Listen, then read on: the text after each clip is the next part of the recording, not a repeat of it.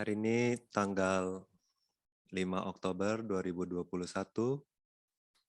hari Selasa, dari Pak Oktoya Vipassana Dhura Hermitage Taman Sari Bogor. Kita melanjutkan penjelasan tentang Abhidhamma Sanggaha bab ke-9, yaitu tentang Kamadhana, pengembangan batin. Yang di pertemuan sebelumnya, Bante sedang menjelaskan tentang Sanghanusati, yaitu pengembangan batin atau meditasi yang merenungkan kualitas-kualitas Sangha. Nah, di pertemuan sebelumnya, Bante sudah menjelaskan sampai Dakhineyo. Ya. Jadi hari ini kita akan melanjutkan menjelaskan tentang Anjali Karaniyo. Ya. Nah, seperti biasa, Bante akan bacakan palini saya. Bhagavato Shoebong Dotakin Shindomya Pyai Eta Eto Tawaka Tangho Asong Leba Ticha Shipho Tanghado Pang Yaria Tudo Kangdi Inzali Karaneo Talo Kalung Kanyung Yung Leye Shwimpyong Chinyo Yotemiano Leo Mo Yue Shiko Chingoli Thaido Mubabe.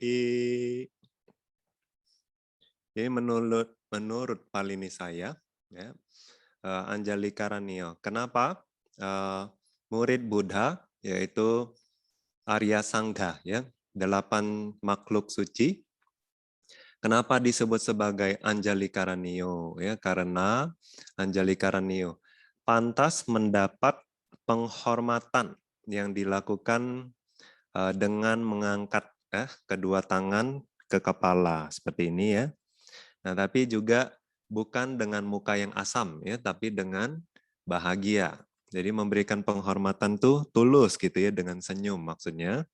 Nah, siapa yang melakukan penghormatan ini tidak hanya manusia, tapi juga para dewa, para Brahma di seluruh dunia. Jadi Arya Sangha, murid suci, ya, makhluk suci, murid Sang Buddha, itu disebut sebagai Arya Sangha, pantas menerima penghormatan dari seluruh dunia. Ya, penghormatan dengan melakukan anjali. Ya, anjali tadi Bante sudah peragakan, jadi menakupkan kedua tangan, bukan di depan dada, tetapi di atas kepala. Nah, ini anjali. Ya. Nah, melakukan anjali seperti itu kepada Arya Sangha, oleh sebab itu mereka pantas mendapatkannya. Nah, kenapa mereka pantas? Nah, di Wisuddhimagga dijelaskan. Ya. Anjali adalah menakupkan menangkupkan kedua tangan ditaruh di depan atas di dahi, ya, di atas kepala. Kemudian karania itu pantas melakukan, ya, jadi pantas melakukan penghormatan demikian ke mereka maksudnya. Jadi yang disebut sebagai anjali kamang, disebut sebagai anjali adalah Ubho hathe siraseming patitha petua sabalokena karyamanang. Ya, jadi ubho hathe, kedua tangan, siraseming di kepala, patitha petua, taruh di kepala, ya. Kedua tangan taruh di kepala. Ya, bukan begini, ya. Tapi begini. Menakupkan kepala. Sabalokena itu adalah oleh, ya, oleh seluruh dunia, sabaloka. Ya, jadi pantas dilakukan oleh seluruh dunia. Nah, anjali kamang arahati, ya, pantas araha. Nah, anjali kamang pantas mendapatkan anjali kamang, oleh sebab itu anjali karanio. Makanya terjemahannya disebut anjali karanio karena pantas menerima perlakuan anjali oleh seluruh dunia setelah menempatkan kedua tangan di kepala. Jadi penjelasan di Wisuddhimagga sama penjelasan di Nisaya itu sama persis, ya, karena memang cuma satu kualitas ini saja. Kemudian jadi ada orang, ya, nggak semua, ya, ada umat-umat yang melakukan anjali, ya, tapi mungkin karena disuruh, ya, tidak dengan happy. Nah, itu juga bukan anjali yang asli ya. Jadi kalau anjali yang asli adalah melakukan penghormatan dengan tulus, dengan bahagia. Nah, kenapa Arya Sangga ya pantas menerima ini? Karena Arya Sangga mereka menjalankan sesuai ajaran Buddha. Mereka mempraktekkan sila, samadhi, panya. Oleh sebab itu, karena mereka memiliki kualitas-kualitas batin yang murni seperti ini, mereka itu murni batinnya. Nah, sehingga penghormatan atau anjali kama yang dilakukan kepada mereka itu berbuah baik gitu ya. Nah, tapi kalau misalnya sangga yang biku ya atau samanera yang tidak menjalankan silanya tetapi mendapatkan anjali kama atau namaskara dari umat awam ya. Nah, itu adalah hutang seperti beban yang besar ya. Nah, jadi kalau di dalam bahasa Myanmar ada istilah tatana wunsong, tatana wunsi. Jadi tatana wunsong adalah orang yang membawa sasana, ya, membawa beban sasana. Nah, Buddha bilang bahwa beban sasana untuk para biku itu ada dua, gandhadura dan wipassanadura. Gandhadura, dura artinya beban, gandha artinya buku. Beban buku. Maksudnya apa? Belajar. Ya. Jadi dengan mendengar, dengan mengajar, dengan belajar, ya, dengan menghafal parita, sutta, abhidhamma, winaya. Nah, mempelajari mereka kalau nggak bisa hafal, ya. Nah, itu adalah gandhadura, mendiskusikan dhamma. Jadi tugas mereka adalah memahami dhamma dan juga menyebarkan dhamma kalau mampu, ya. Nah, itu tugas pertama. Yang kedua adalah wipassanadura. Vipassana meskipun di sini menggunakan kata vipassana, jadi beban vipassana di sini tidak hanya mengacu pada latihan vipassana, tapi juga sila, samadhi, panya. Jadi semua latihan, baik itu moralitas maupun meditasi, itu masuk ke dalam kategori vipassana dhura. Bebannya untuk melatih ajaran Buddha, ya tidak hanya mempelajarinya, tapi juga melatihnya. Nah, dua ini disebut sebagai beban sasana. Jadi ada orang ya yang melakukan ya biku yang melakukan melatih atau mempelajari Tipitaka kemudian melatihnya.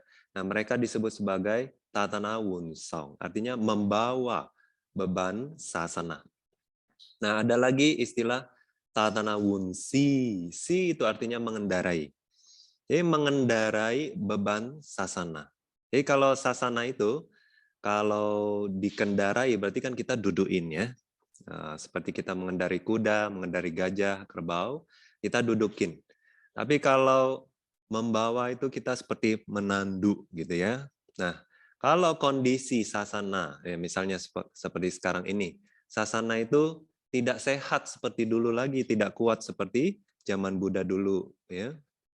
Jadi sasana sekarang dia sudah agak tua dia ya, sudah mulai melemah. Nah, jadi kalau orang lemah kita duduin, kita kendarain, apa yang akan terjadi? Dia akan makin loyo, makin cepat dia capek ya, makin cepat dia nanti meninggal. Nah, tapi kalau kita tandu ya, kita bawa di pundak kita ya. Nah, dia bisa istirahat, nanti dia pelan-pelan bisa pulih. Nah, jadi dengan demikian kalau kita memandu, memanggul ya beban sasana, maka sasana ini akan pulih, kuat, ya, gemilang lagi seperti zaman dulu. Tapi kalau kita kendarai, maka dia akan semakin keberatan, makin cepat lelah. Ya. Nah, tapi ini harus dilakukan tidak hanya oleh sangga, tetapi juga oleh umat awam. Nah, oleh sebab itu di Wisuddhimagga memberikan satu syair ya, satu gatha. Nah, ini sangat menggugah sangwega ya. Nanti bacakan. Pindo pisa ayo gulo, ayo pato wa ciwarang, wiharo ayo kumbhiwa, Sati Wedhowa Anjali. Nah, itu ya di Wisuddhimagga bilang seperti itu. Pindo, ya. Pindo itu adalah makanan, ya. Makanan yang didanakan oleh dayaka, dayika, ya, donatur, perempuan, lelaki. Nah, mereka mendanakan makanan tersebut dengan sadha. Ya. Nah, makanan yang didanakan dengan sadha oleh donatur ini disebut sebagai pindo pinda. Ya. Asa, asa ini adalah mengacu kepada biku. Bagi dia sebetulnya artinya ya, tapi dia di sini mengacu kepada biku. Biku yang seperti apa? Biku yang tidak menjalankan ajaran Buddha, sila, samadhi, panya. Jadi biku yang tidak memiliki sila ya. Nah, untuk mereka, bagi mereka ya, makanan itu seperti ayo gulo. Ya, gulo di sini bukan gula ya, tapi di sini bongkahan, ya, bongkahan atau gumpalan. Ayo itu adalah besi. Nah, tapi besi di sini atau metal ya. Nah, besi atau metal ini bukan besi seperti besi biasa ya, tapi besi yang membara, panas membara. Terus jadi waktu mereka makan, nah, mereka anggap seperti makan makanan biasa, tapi Buddha bilang mereka seperti makan bola api. Ya. Jadi tembaga atau metal yang panas membara, mereka masukin satu persatu ke mulut mereka. Kira-kira mereka akan menderita nggak? Menderita. Nah, tapi Buddha bilang ya, masih mending penderitaan itu ya daripada kalau setelah meninggal mereka itu terlahir di alam neraka. Nah, itu penderitaannya akan jauh lebih menderita daripada hanya menelan bola api, dia Buddha bilang ya. Terus ayo patowa ciwarang. Ciwarang ini adalah jubah. Jubah juga tentunya didapatkan dari umat awam ya, didanakan oleh umat awam ya. Ayo pato wa ya. Ayo pato. Di sini pata itu seperti plat ya, pelat atau selembar besi ya. Nah, ayo besi. Nah, tapi lagi-lagi di sini adalah besi yang membara. Dia pakai jubah itu seperti memakai lempengan besi yang membara di badannya, dibalut di badannya. Wiharo ayo kumbhiwa. Ya, wiharo. Wihara adalah tempat tinggal ya, di mana biku berdiam ya, duduk, berdiri, berbaring, berjalan ya. Nah, di tempat tinggal seperti ini, tempat tinggalnya itu seperti apa? Ayo kumbi. Kumbi itu adalah kendi ya, atau gentong yang besar ya. Nah, terbuat dari besi. Besi juga membara panas ya, sekelilingnya juga seperti terbakar api. Nah, seperti dia tinggal di dalam kendi besar itu. Kemudian sati wedhowa anjali. Anjali ya, orang kan melakukan anjali kamang ya, melakukan penghormatan dengan menakupkan kedua tangan ditaruh di atas kepala kepada mereka ya. Maka itu seperti apa? Anjalinya umat awam sebetulnya niatnya baik. Tapi untuk mereka yang tidak menjalankan sila, itu seperti sati wedho iwa. Apa itu? Seperti apa itu namanya? Tombak ya, tombak. Tombak yang diangkat ya, kemudian di keliling kita ya, keliling biku tersebut, kemudian ditusuk satu-satu gitu ya, ditusuk. Jadi Buddha bilang ya, lebih baik seperti itu, menderita di kehidupan ini seperti itu daripada harus menerima buah dari ya, karena tidak menjalankan silanya itu terlahir di alam neraka, maka siksanya akan jauh lebih berat daripada sekedar menelan bola api, tinggal di dalam kendi panas, kemudian ditusuk tombak dari segala penjuru ya. Nah, ini untuk biku, untuk samanera, kemudian juga untuk umat awam ya, yogi yang tinggal di center ya, mendapat dukungan atau sokongan ya, karena di center kan tidak bayar ya. Itu juga adalah kebijakan dari Pauk Sedo, karena menurut Pauk Sedo, sebuah center adalah atau sebuah tempat tinggal, sebuah wihara, tempat meditasi, itu adalah tempat banyak orang mengumpulkan kebajikan. Lebih baik kalau semua fasilitas itu gratis. Nah, tapi ada beberapa center PAOK ya seperti di Amerika karena tidak ada volunteer, tidak seindah di Indonesia atau di negara-negara Asia ya. Kebanyakan masih banyak umat Buddhis yang mau jadi volunteer ya, melakukan wiyawaca pelayanan. Jadi mereka support meskipun tidak dibayar. Tapi kalau di Amerika semuanya harus bayar. Jadi sehari harus bayar berapa dolar gitu ya. Nah, tapi di tempat center yang gratis seperti itu, dari mana dapat dukungan atau fasilitas itu ya? Setiap hari dana makan dapat dari mana? Listrik, air dapat dari mana?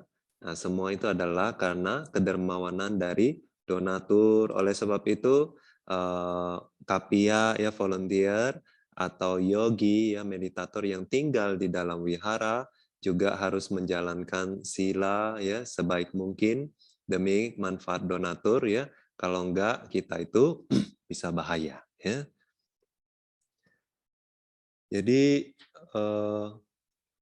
kemudian ada juga ya zaman sekarang ini ada tren itu apa? Jadi biku sementara, samanera sementara, sele sementara. Nah, ini apakah baik atau apakah baik tapi ada buruknya gitu ya. Nah, jadi kita harus tahu ya, mendapat support ya, mendapat dukungan dari donatur dengan gratis seperti itu ya.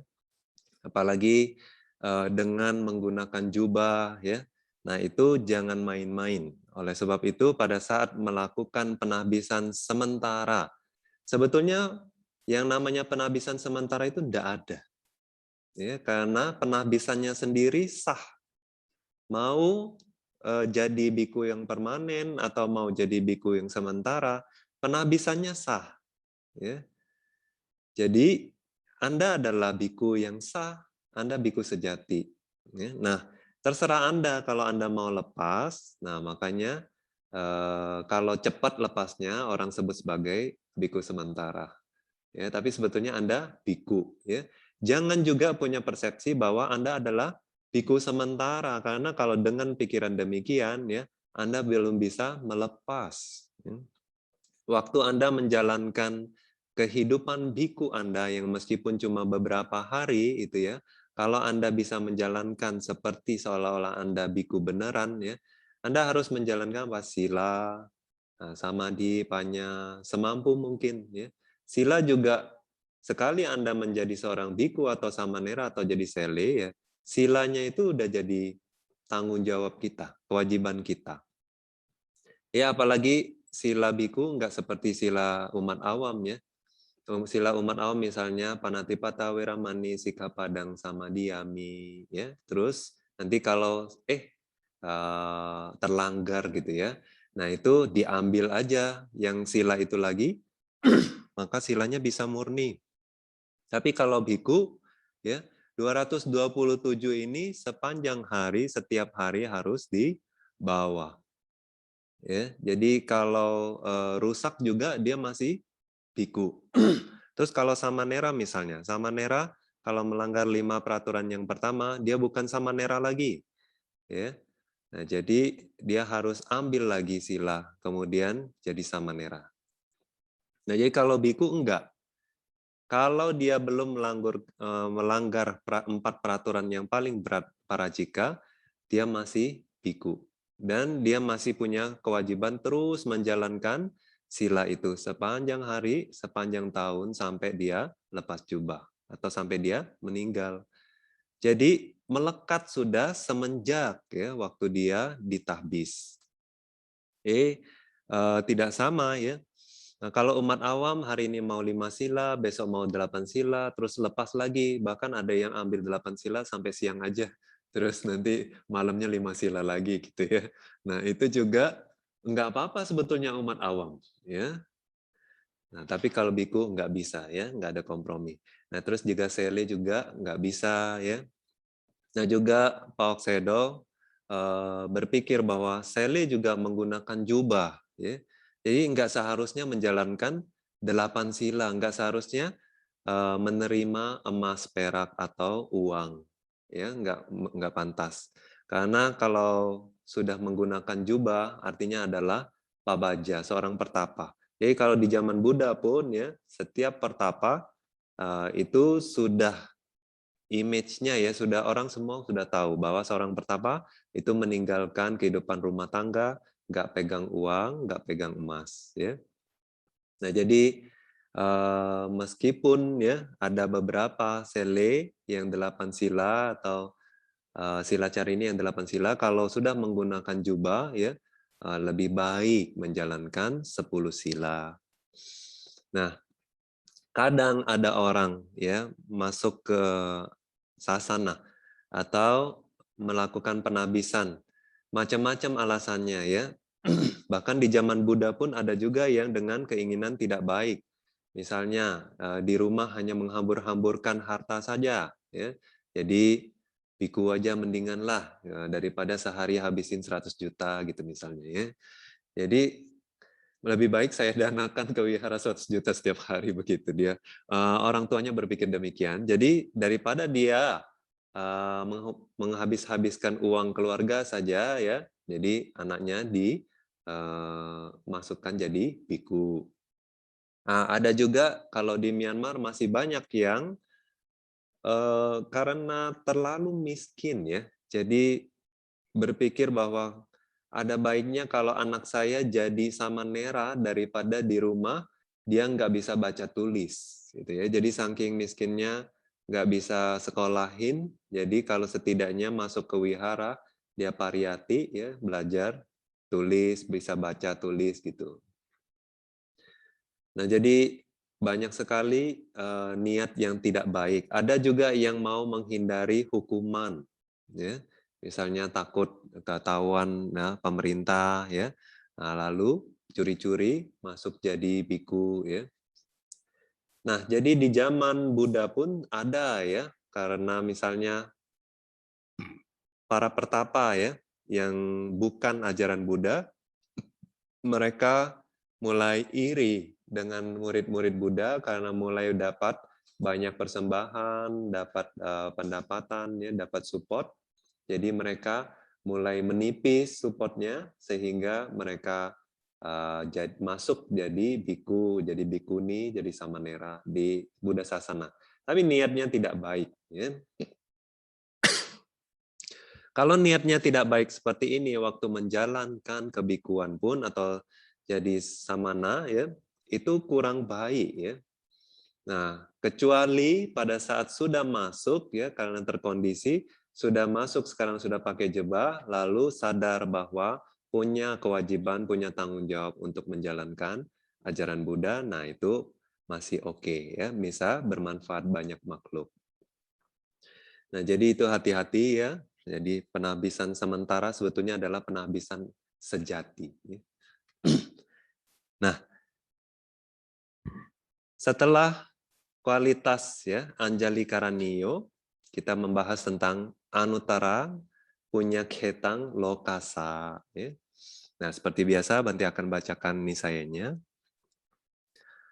Bhagavato Shwebong Dotakin Shindomya Piyai Eta eto tawakatangho asong lebati chashipo tangado pong yariya tudo di lokata luna mata tawa pong I anutarang atumashi miao kang tido punya ketang kuto kang mu piusu miao sesu I jitu mi mia swin swin kaleye Phung thoa pheya leya mie kang atu shido mubabei. Nah, jadi murid Buddha ya Arya Sawaka ini ya 8 makhluk suci disebut sebagai Anuttara punya keta lokasa. Lokasa bagi dunia atau dari dunia. Anuttara tiada banding. Apa yang tiada banding? Punya ketang, ya, punya kebajikan. Ketang lahan. Jadi seperti lahan kebajikan yang tiada bandingnya bagi dunia. Itu maksudnya. Jadi kalau menurut Nisaya, lahan di sini adalah lahan yang seperti apa? Lahan yang kalau menanamkan benih yang baik, ya, itu maka akan tumbuh besar, kuat, terus subur, gemuk gitu ya tanamannya. Jadi disebut Anuttara punya Kheta Lokasa karena merupakan eh, lahan ya, seperti lahan atau tempat kita bercocok tanam gitu ya, tanah atau lahan yang lahan kebajikan yang tiada bandingnya dari dunia. Nah, di Wisudhimagga dijelaskan kenapa ya, apa penjelasan tentang Anuttara punya ketang ini? Sabaloka saasadisang punya wiruhana tanang ya, wiruhana ya, penumbuh kembangan, tanang tempat ya, tempat menumbuh kembangan kebajikan ya, yang asadisang tidak ada yang sama, maksudnya tidak ada bandingnya gitu ya. Jadi Bante terjemahkan tempat penumbuh kembangan kebajikan dunia yang tiada bandingnya itu ya. Nah, kemudian ada lagi dijelaskan bahwa Sanggang nisaya hi lokasa nana bakara hita sukha sangwatanikani punyani wiruhanti bergantung kepada sangga kebajikan-kebajikan dunia yang menimbulkan kebahagiaan, kebajikan-kebajikan dunia yang dapat menimbulkan kebahagiaan dan kesejahteraan yang beraneka ragam, tumbuh berkembang. Ya, jadi tergantung benih yang ditanam, maka itu akan menjadi tumbuh kembang dengan baik gitu ya. Jadi beragam-ragam kesejahteraan yang diharapkan, kebahagiaan yang diharapkan itu bisa timbul, bisa muncul ya. Jadi sebetulnya yang namanya lahan ya, kalau benih yang ditanam tidak baik, lahan mau sebagus apapun juga ya, maka yang tumbuh juga kalaupun tumbuh ya, kalaupun tumbuh tanamannya juga tidak baik. Jadi kadang bukan kita salahin lahannya. Lahannya mungkin tiada banding, ya, tapi benihnya apakah tiada banding juga. Ya, nah itu juga makanya dari sisi pendonor itu juga harus melakukan atau mempersiapkan benih yang bagus. Nah, bagaimana benih yang bagus itu? Ya si pendonor sendiri harus dengan niat yang tulus, kemudian diikuti oleh kebijaksanaan pada saat berdana, kemudian hasil ya atau dana yang didapatkan ini merupakan hasil mata pencarian yang benar dengan menjaga sila, apalagi kalau pendonor punya samadhi, punya vipassana ya, maka biji atau benih ini bisa tiada banding di dunia ini ya. Nah, kalau bijinya sendiri bagus, nah mau tanam di lahan yang bagus pun maka akan mendapatkan manfaat yang bagus. Tapi kalau tanahnya hanya biasa-biasa aja, setidaknya ya makanya bisa tumbuh pohon atau buah yang bagus juga ya. Mungkin kualitasnya agak sedikit berkurang saja, tapi maksud Bante di sini lahannya juga harus bagus, benihnya juga harus bagus. Nah, kalau Arya Sangka ya itu sebagai lahan seperti tanah yang subur. Tapi benih yang subur itu adalah dari umatnya, dari pendonornya. Nah, kemudian ada satu lagi, Tasma Sangho Anutarang punya ketang lokasa. Nah, karena itu ya, karena merupakan tempat penumbuh kembangan kebajikan dunia yang tiada bandingnya, juga bergantung kepada sangga, kebajikan-kebajikan di dunia dapat ya muncul, menimbulkan kebahagiaan dan kesejahteraan yang beraneka ragam. Oleh sebab itu, ya, sangga disebut sebagai lahan kebajikan yang tiada bandingnya bagi dunia. Jadi pertama, sebagai tempat, ya, sebagai lahan yang subur. Yang kedua, karena kebajikan yang ditanamkan itu bisa membuahkan kebahagiaan dan kesejahteraan yang beraneka ragam. Ya, jadi sangga disebut sebagai Anuttara Punyaketa Lokasa. Nah, waktu kita berdana, ya, kita harus memperhatikan beberapa hal. Ya, waktu berdana, tentu yang paling penting adalah barangnya merupakan hasil dari mata pencarian yang murni. Kemudian pendonor juga niatnya, silanya, ya, sama di pikirannya harus murni. Kemudian si penerima juga harus murni. Nah, ini untuk mendapatkan manfaat yang besar. Jadi contohnya ya, dulu ya di zaman Buddha ada seorang anak kecil perempuan, ya. Anak kecil ini dia miskin sekali. Dia harus kerja, ya dia budak ya. Jadi dia pelayan, harus kerja sepanjang hari baru dapat makan. Untuk sekedar dapat makan saja ya. Jadi sering dia kurang makan juga, sering lapar ya. Nah, dia itu hanya penjaga lahan sepertinya ya. Penjaga hutan, penjaga lahan milik apa? Majikannya. Oke. Jadi tapi waktu itu dia punya makanan. Makanannya apa? Kayak seperti popcorn, ya. Popcorn seperti apa ya? Jagung yang dimasak gitu ya. Jadi dia bulatan-bulatan kecil gitu. Nah, dia makannya cuma itu, dia ada itu aja waktu itu ya. Nah, tapi si Bante Mahakasapa ya keluar dari Nirodha Samapati, lihat ya anak kecil ini hidupnya menderita. Nah, jadi waktu itu mau biar dia mendapatkan kehidupan yang lebih baik. Jadi waktu itu Bante Mahakasapa sengaja pindah patacara ke tempat si anak kecil ini.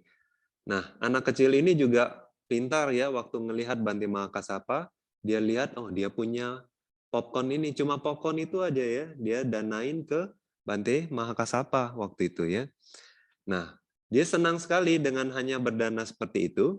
Nah, waktu dia pulang ya, kembali ke sawah yang dijaganya itu lahan atau tempat hutan yang dia kan penjaga hutan ya, penjaga lahan. Nah, waktu dia pulang ya, dipatuk ular, terus langsung mati pula ya. Nah, tapi waktu meninggal dia masih merasa bahagia dengan hasil dananya tadi ke Bante Mahakasapa, dia lahir jadi apa? Jadi dewi. Ya. Kenapa nggak jadi dewa? Ya, karena kemelekatan. Ya. Jadi karena dia jadi dewi, terus dewinya itu istananya, baju dia, ya pakaian yang dikenakannya itu seperti popcorn. Ya. Jadi ada popcorn bergantung-gantungan gitu ya di badan-badannya juga, di baju-baju, di pakaian yang dikenakannya juga banyak perhiasan seperti popcorn. Jadi disebut sebagai dewi popcorn. Ya. Nah, dia tahu ya kenapa dia jadi dewi seperti itu karena dia berdana kepada Bante Mahakasapa ya. Nah, kemudian dia akhirnya ingat Bante Mahakasapa ya, hutang budi, dia merasa hutang budi ya. Jadi waktu itu dia datang ke tempat tinggalnya Bante Mahakasapa, waktu itu tinggal di gua ya. Nah, jadi di pekarangan gua itu si Dewi ini dia sapu, sapu pekarangan Bante Mahakasapa. Nah, Bante Mahakasapa lihat siapa ini sapu-sapu ya. Ternyata seorang perempuan. Terus Bante Mahakasapa bilang, nggak pantas ya, nanti saya dikomplain, dikritik orang ya. Bante Mahakasapa tinggal di gua, tapi dilayani oleh dewi perempuan. Ya. Jadi diusir sama Bante Mahakasapa. Terus dia sedih, dia datang ke Buddha. Ya. Nah, Buddha kasih Dhammadesana, dia jadi Sotapanna. Nah, jadi jangan dilihat ya dananya hanyalah popcorn ya, tapi mungkin dananya nggak begitu bagus ya nilainya, nilainya nggak begitu besar, tapi jangan dianggap sepele. Bahkan dengan menanamkan ya popcorn saja dia bisa jadi dewi popcorn ya. Apalagi kalau Anda berdana hal-hal yang luar biasa, Anda bisa jadi dewi-dewi atau dewa-dewa yang luar biasa juga di alam surga nanti. Nah, bahkan karena ya dananya itu dia akhirnya bertemu dengan Buddha juga ya. Karena dana itu dia kan ingat Bhante Mahakasapa. Nah, dari ingat Bhante Mahakasapa, dia ingat Buddha. Kemudian dia merealisasi Sotapanna. Jadi sedikit banyak ya realisasian Sotapannanya itu juga karena dana popcornnya itu. Ya, jadi jangan dianggap remeh. Dana popcorn pun bisa mencapai membantu ya menjadi penyebab pendukung mencapai kesucian. Nah, juga hati-hati ya khususnya bagi mereka yang melakukan kebajikan. Misalnya seperti ini kan disebut bahwa Sangga Arya Sangga ya, Arya Sangga merupakan Anutara punya Ketang Lokasa ya, merupakan lahan yang tiada bandingnya bagi dunia atau dari dunia. Nah, tentu ya tanaman atau benih yang bagus jika ditanam ke tanah yang subur seperti ini akan berbuah luar biasa, buah yang manis dan sebagainya. Tapi ya hati-hati khususnya bagi mereka yang melakukan wiyawaca ya yang mensupport Arya Sangga ya. Nah, itu juga kalau melakukan kesalahan, kesalahannya juga akan besar, ya enggak? Jadi Bante kasih perumpamaan.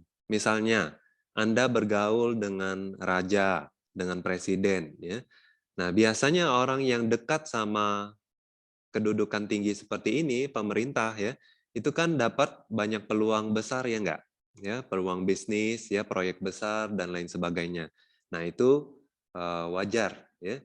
Nah, karena kedekatannya kepada mereka, dia bisa mendapat manfaat yang besar. Tapi kalau melakukan kesalahan juga kesalahannya bisa fatal. Ya, jadi misalnya juru bicara presiden ya kalau salah bicara, wah bisa fatal karena membawa nama presiden dan negara dan sebagainya. Nah jadi Anda melakukan ya atau mendukung ya apa sebagai yayasan atau sebagai kapia mendukung sangga. Oke, apalagi kalau sangganya itu menjalankan sila sama dipanya, apalagi kalau di sangga itu ada Arya Sangga gitu ya. Nah, kalau melakukan pelayanan, melakukan dukungan ke mereka, maka Anda akan mendapatkan manfaat yang besar. Tapi kalau Anda melakukan sesuatu yang tidak baik ya kepada mereka, maka juga akan mendapatkan karma buruk yang besar ya, hati-hati. Jadi di balik ya proyek yang besar tersebut juga hati-hati bisa mendapatkan kesalahan yang besar ya. Dan kalau misalnya ya dijelaskan di Anguttara Nikaya Wanija Sutta. Jadi tadi kita menjelaskan tentang pawarana ya. Jadi undangan kepada samana. Jadi samana itu nggak bisa minta ke semua orang kecuali orang yang sudah pawarana atau mengundang gitu ya untuk memenuhi kebutuhannya. Kalau tidak dia cuma bisa minta ke keluarga sedarah saja. Terus kalau sakit baru bisa minta ke sembarang orang. Nah, tapi kalau enggak dia nggak bisa minta. Nah, jadi kalau bagi mereka yang sudah berpawarana kepada samana ya, di Wanija Sutta dijelaskan Bante Sariputta bertanya kepada Buddha, kenapa beberapa orang ya waktu berbisnis itu mendapatkan hasil yang di luar ya, di luar keinginannya. Jadi maksudnya mungkin dia berharap untung 100.000, tapi untungnya malah 500.000. Nah, jadi itu di luar harapan dia ya, melampaui harapan dia ya, lebih tinggi. Nah, ada lagi yang dia prediksi dapat 100.000, ya dia dapatnya cuma 100.000. Nah, itu sesuai dengan harapan dia.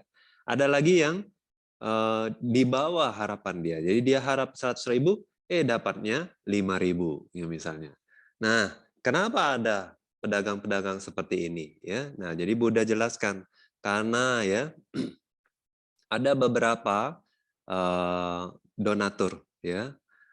umat awam mereka berpawarana kepada samana, ya. Tapi waktu samana ini bilang saya butuh ini, ada umat awam yang selain memenuhi kebutuhan, ya, memberikan kebutuhan yang diminta itu, dia juga tambahin kebutuhan-kebutuhan yang bisa mengkomplement kebutuhan tersebut, ya.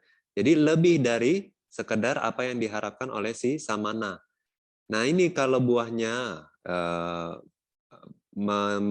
membuahkan akibatnya, ya, maka dia waktu berbisnis itu hasil bisnisnya itu di luar atau melebihi keharapan dia. Nah, ada orang yang apa yang diminta oleh samana, nah, dia hanya kasih barang yang sama. Nah, waktu itu orang seperti ini akan mendapatkan apa yang diharapkannya. Nah, tapi ada orang yang setelah pawarana, ya, nah, kemudian pas samananya minta sesuatu, dia tidak memberikan atau dia hanya memberikan yang tidak sesuai diinginkan oleh samana tersebut. Nah, jadi ini akan mendapatkan di bawah harapannya, ya. Jadi berharap 100.000 dapatnya 5.000, ya. Nah, jadi hati-hati. Jadi mereka yang sudah pawarana, ini juga adalah kekuatan tekad, ya. Waktu kita mengumpulkan parami ada namanya adithana parami, ya. Kemudian saca parami, kejujuran, ya, atau kebenaran. Jadi waktu kita sudah bilang janji, ya, mau bantu, ya, kita harus bantu, ya, sesuai dengan kemampuan kita. Nah, kemudian itu penjelasan tentang, jadi itu adalah penjelasan tentang Anuttara punya ketang lokasa, ya. Jadi dari segi pendonor tentu kalau bisa mendanakan kepada Arya Sangga akan mendapatkan manfaat yang besar. Tapi di manfaat yang besar itu juga kalau melakukan keteledoran, ya, itu bisa hati-hati. Jadi di balik manfaat yang besar tentu ada resiko yang besar. Oke, jadi kita sudah selesai tentang Sangha Nusati. Ya. Jadi waktu merenungkan Sangha Nusati sama seperti waktu merenungkan Buddha Nusati, ya. Jadi Anda bisa ingat, ya, kalau Anda pernah bertemu dengan Arya Sangga itu bagus, ya. Tapi kalau tidak pernah bertemu dengan Arya Sangga atau tidak tahu bahwa Sangga tersebut sudah Arya atau tidak, ya. Nah, Anda bisa ambil Sangga yang Anda hormati, ya, yang manapun, ya, yang bisa menimbulkan saddha, ya, keyakinan. Nah, waktu Anda memvisualisasikan Sangga tersebut, ya, Anda bisa renungkan, ya, Sangga berlatih dengan baik, ya, atau Sangga berlatih dengan lurus, ya, Ujupatipano. Sangga adalah lahan kebajikan yang tiada bandingnya di dunia ini, ya. Nah, dengan demikian jangan satu persatu, ya, tapi pilih salah satu saja waktu ingin mengembangkan meditasi Sangha Nusati ini. Jadi pilih salah satu, itu terus yang direnungkan, satu kualitas saja yang direnungkan, lama-kelamaan nanti akan membuahkan samadhi. Nah, waktu masih ada sedikit, kita akan lanjut untuk menjelaskan tentang Jaganusati. Oh, ada manfaat, ya. Manfaat mengembangkan Sangha Nusati. Yang pertama, dengan pengupayaan demikian, bagi yogi yang berulang kali merenungkan kualitas Sangha, pikiran yang dikuasai oleh raga, dosa, moha, ya, keserakahan, kebencian, dan kebodohan batin tidak muncul. Dan di saat itu pikirannya menjadi lurus, ya. Ya, waktu kita meditasi sebetulnya objek apapun, ya, yang menjadi objek meditasi kita, tentunya keserakahan, kebencian, kebodohan batin tidak bisa muncul bersamaan, ya. Jadi waktu kualitas konsentrasi kita semakin kuat, kotoran-kotoran batin akan semakin teredam. Ya, pada saat itu pikirannya menjadi lurus. Karena merenungkan kualitas sangga, ya, jadi pikirannya menjadi lurus. ia menjadi muncul rasa hormat terhadap sangga, ya. Kemudian sadha, keyakinan, sati, kesadaran, samadhi, konsentrasi, panya, kebijaksanaan, dan wirya, usaha akan menjadi kuat. Ia menjadi sangat bahagia karena kualitas sangga, kemudian akan terbebas dari rasa takut. Ya.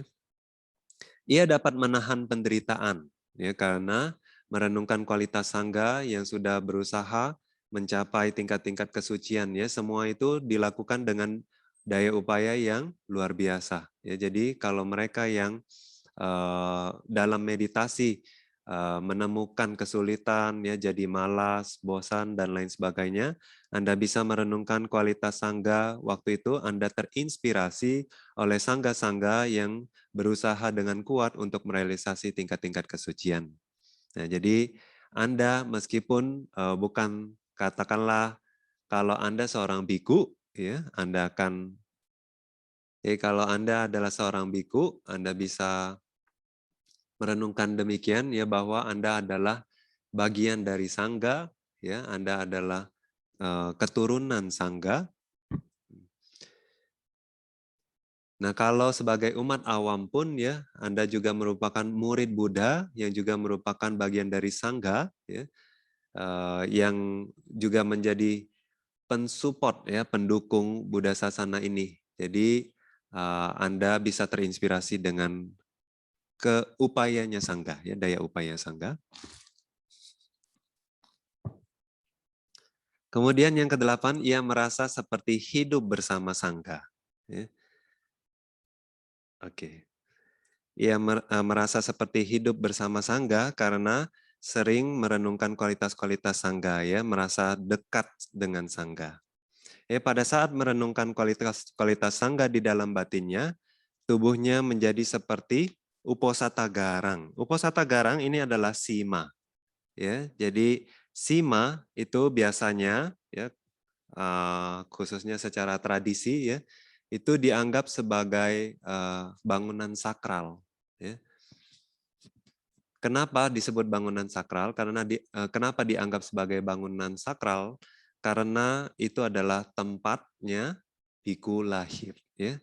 Jadi itu adalah seperti rahimnya sasana. Jadi tempat keluarnya biku. Ya. Jadi uposata garang, sima atau sima, ya, itu adalah tempat objek yang pantas dipuja, gitu ya. Oleh sebab itu misalnya di Myanmar, ya, Bante kurang tahu kalau di Thailand dan Sri Lanka itu punya kebiasaan bahwa sima itu harus di tempat yang tinggi. Ya. Biasanya merupakan gedung yang paling tinggi atau di tempat yang paling tinggi di dalam satu wihara. Ya, karena merupakan objek yang pantas dipuja.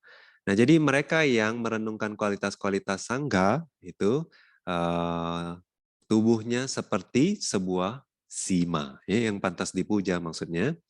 Kemudian pikirannya cenderung untuk mengembangkan kualitas-kualitas sangga. Tentunya, ya, mereka yang merenungkan kualitas-kualitas sangga akan terinspirasi untuk mengembangkan juga kualitas-kualitas tersebut. Nah, kemudian memiliki hiri otapa, ya, rasa malu akan berbuat jahat, otapa takut berbuat jahat, ya. Ia memiliki hiri dan otapa pada saat berhadapan dengan peluang melakukan pelanggaran, seolah-olah bertemu langsung dengan sangga. Ya. Jadi kalau kita misalnya para biku, ya, misalnya ada biku yang lain, tentunya kita akan malu atau takut, ya, kalau membuat suatu pelanggaran, ya, karena ada saksinya nanti ditegur, dikritik, ya, oleh teman teman spiritual, ya, jadi sesama biku. Nah, begitu juga umat awam, ya, jadi pada saat merenungkan kualitas sangga ini, ya, mereka akan mudah muncul hiri otapa. Ya, hiri otapa ini penting sekali, ya, karena disebut sebagai lokapala, pelindung dunia, penjaga moralitas khususnya, ya. Kemudian jika ia tidak mencapai kesucian, ia terlahir di alam bahagia. Jadi nanti di akhir dari setelah kita membahas 6 anusati, ya. Jadi Buddha Dhamma, Sangha, Caga, Sila, Dewata. Nah, itu dijelaskan bahwa Buddha biasanya mengajarkan 6 objek meditasi ini untuk Arya, untuk orang suci. Ya. Nah, jadi kalaupun belum mencapai tingkat kesucian, bisa mencapai tingkat kesucian dengan bantuan ini. Ya. Kalau bagi mereka yang sudah suci, tapi misalnya seorang Sotapana, Sakadagami, tapi belum bisa mencapai tingkat-tingkat kesucian sampai level yang lebih tinggi, nah Buddha juga ada mengajarkan 6 anusati ini kepada murid-murid Arya tersebut biar mereka mencapai tingkat kesucian yang lebih tinggi. Nah, jadi di sini dijelaskan jika ia tidak mencapai tingkat-tingkat kesucian ia bisa juga terlahir di alam yang bahagia. Ya. Jadi hari ini selesai penjelasan tentang Sangganusati. Di pertemuan berikutnya kita akan jelaskan tentang Caganusati. Silanusati atau Caganusati, Bante lupa. Silanusati dulu tentang moralitas. Nah, ini adalah untuk pertemuan berikutnya. Bante, sadu, namo dami Bante. Berikutnya kita masuk ke sesi tanya jawab, Bante. Kalian Namita, kita akan memasuki sesi tanya jawab. Silakan kalian Namita yang ingin bertanya langsung via Zoom dengan klik raise hand atau melalui kolom chat.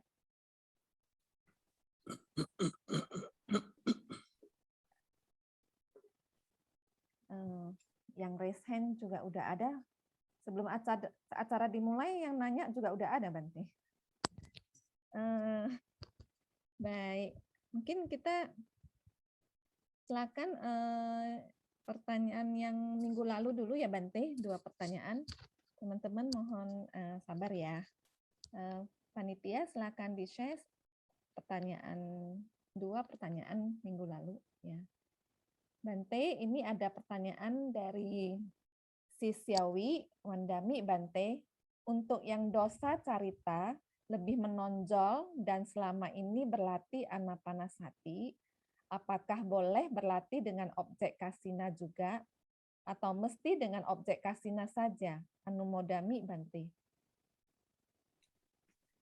Ya, dosa carita berarti dia kecenderungannya suka marah, suka membenci, suka mencari-cari kesalahan orang.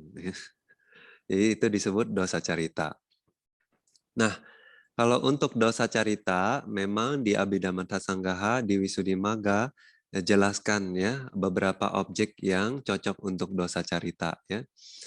Khususnya Brahmacari, Brahma Wihari. Metta, Karuna, Mudita, UPK, cocok untuk orang yang memiliki dosa carita.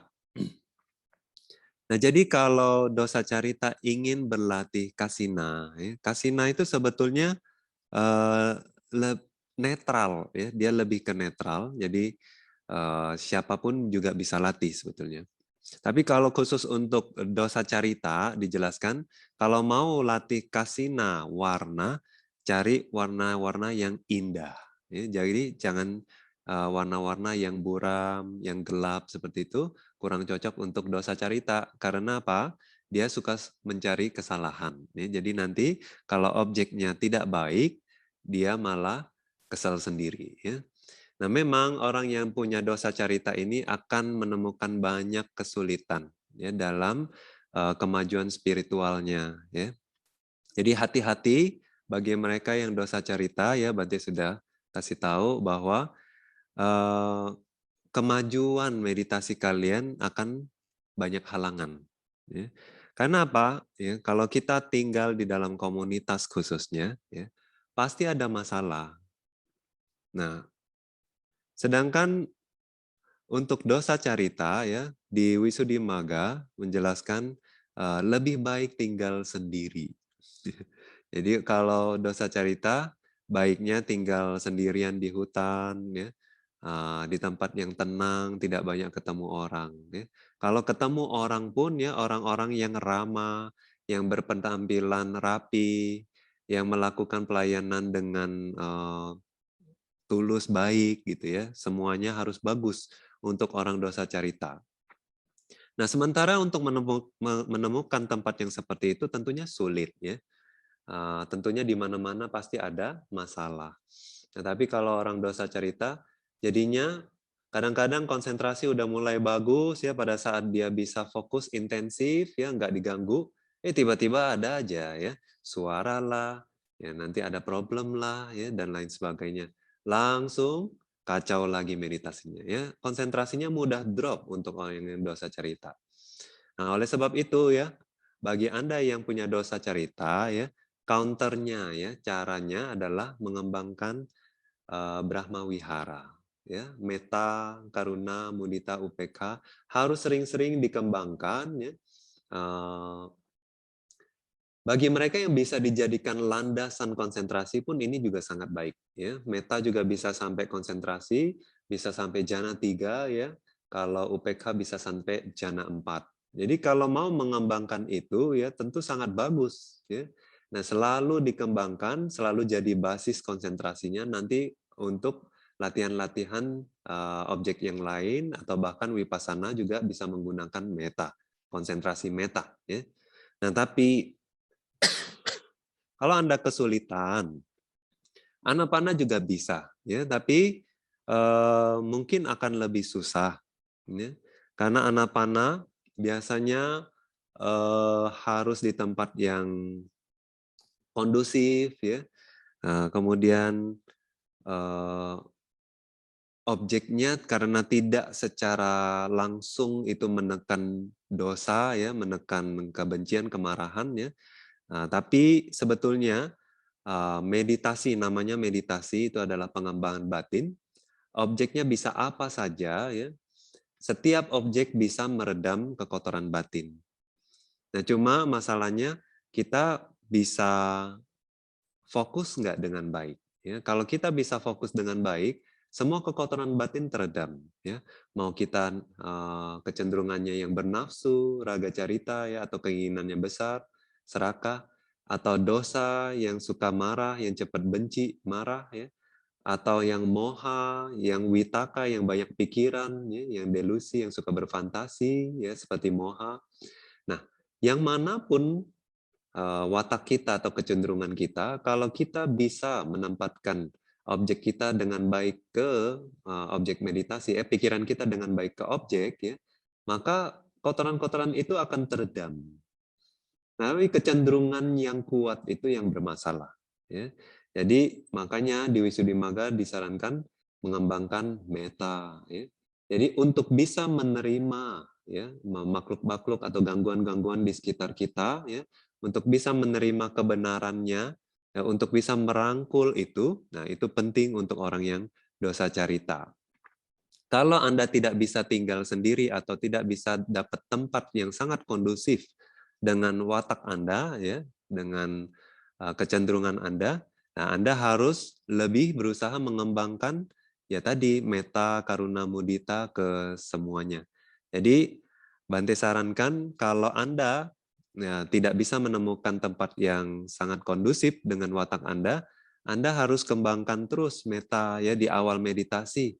Khususnya ya, kalau Anda tidak mau jadikan objek utama meta ini ya, Anda bisa jadikan objek yang selalu Anda pakai setiap kali Anda mulai meditasi. Jadi di awal Anda harus redam dulu kecenderungan untuk membencinya. Jadi dengan meta ya, ke semua makhluk aja, nggak harus orang yang spesifik ya, takutnya Anda malah benci orang itu pula ya. Jadi secara general aja ya. Semoga semua orang di rumah ini bahagia ya. Nah, atau semoga orang di kampung ini ya, di kota ini sehat, bahagia begitu termasuk saya gitu ya. Nah, jadi waktu kotoran batin sudah teredam, pikiran akan tenang. Nah, waktu pikiran akan tenang dan rileks, Anda bisa balik ke objek utama. Nah, kalau Anda suka anapanasati, Anda bisa perhatiin napas. Kalau Anda mau latih kasina, Anda bisa latih kasina. Setelah pikirannya tenang, ya Anda tidak bisa meditasi dengan pikiran yang tidak tenang. Ya, jadi pertama harus tenang, badannya juga harus rileks. Baru ambil objek apapun bisa oke, ya, bisa maju nanti. Nah, kalau Anda mau latih anapana, latihlah anapana terus ya, dengan konsisten, dengan tekun ya. Lebih baik satu objek aja ya. Nah, kalau Anda mau latih kasina, latihlah kasina terus gitu ya. Janganlah diganti-ganti, kadang kasina, kadang anapana begitu ya. Nah, tapi meta ini karena membantu meredam kekotoran batin Anda ya. Jadi di awal meditasi Anda latih meta dulu atau karuna mudita UPK boleh ya. Secara umum saja ya. Nah, nanti kalau batinnya sudah tenang baru ambil objek meditasi Anda. Anda pilih salah satu ya, anapana atau kasina atau salah satu objek yang Anda jadikan objek utama.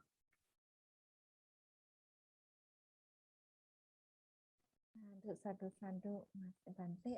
Selanjutnya, co-host tolong slide untuk pertanyaan kedua dari pertanyaan yang belum terjawab di minggu sebelumnya.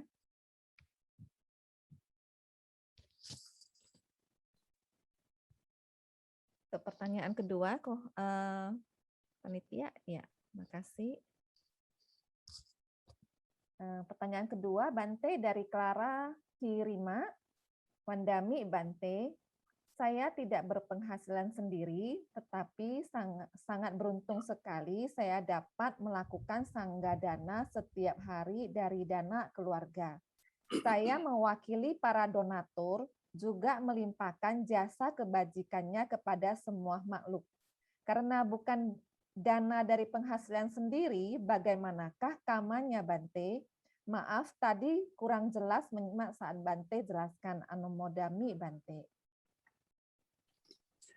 Jadi tidak berpenghasilan sendiri, tapi itu juga didanakan ke Anda ya, karena Anda bilang mewakili para donatur. Jadi sebetulnya kalau itu adalah barang yang memang Anda tidak berpenghasilan ya, tapi kalau Anda menerima pemberian dari orang lain, artinya barang ini sudah milik Anda. Ya. Nah, mata pencarian misalnya seperti Bante atau seperti Biku, seperti Sele ya, ya kita tidak bermata pencarian. Ya. Tapi bukan berarti kita juga tidak bisa berdana. Ya. Nah, mata pencarian benar yang seharusnya menjadi penyebab murninya barang persembahan kita itu adalah kalau kita mendapatkan barang-barang tersebut dengan cara yang benar. Nah, misalnya apa? Kita harus menjalankan sila, ya, sebagai biku, sebagai samanera, sebagai sele. Nah, itu harus menjalankan sila. Nah, waktu menerima dana apapun ya, kita kan juga ada peraturan tentang mica ajiwa misalnya, ya, mata pencarian salah. Misalnya kita hanya boleh minta ke orang yang sudah pawarana, ya, atau ke sanak keluarga saja yang sedara, ya. Nah, itu kita bisa minta ke mereka. Nah, kalau barang yang diberikan kepada mereka ya dari hasil dari cara yang benar, cara yang diizinkan oleh Buddha, maka ini adalah mata pencarian yang benar untuk seorang biku atau sele, ya. Biku samanera sele. Jadi dengan menjalankan sila intinya itu adalah mata pencarian kita. Tentunya mata pencarian bukan berarti kita mencari, ya, tapi dengan menjalankan itu sendiri, barang yang didanakan ke kita itu adalah barang yang murni dan itu adalah milik kita. Nah, kalau kita mau mendanakan barang ini ke ya, samana yang lain atau ke orang tua kita bisa juga ya. Nah, itu barang ini adalah milik kita dan dari mata pencarian yang benar karena berdasarkan sila yang murni. Caranya tidak salah. Ya, mendapatkan barang ini caranya tidak salah. Nah, begitu juga misalnya kita nggak minta, tapi orang kasih. Nah, tentu ini jadi barang kita juga. Ya. Nah, jadi kalau Anda adalah sele, ya, sele hirima bukan ini yang bertanya ya.